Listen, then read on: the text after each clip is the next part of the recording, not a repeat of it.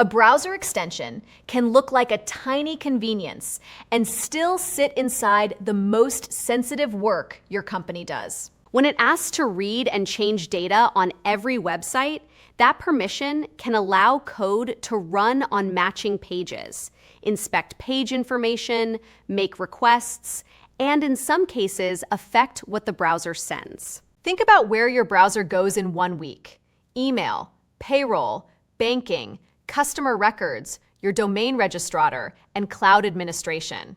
The extension may be trustworthy today, but extensions also update. A new owner, a compromised developer account, or one bad release can change the risk after installation.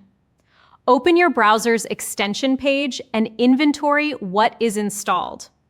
Remove tools nobody actively uses. Limit site access when the extension supports it.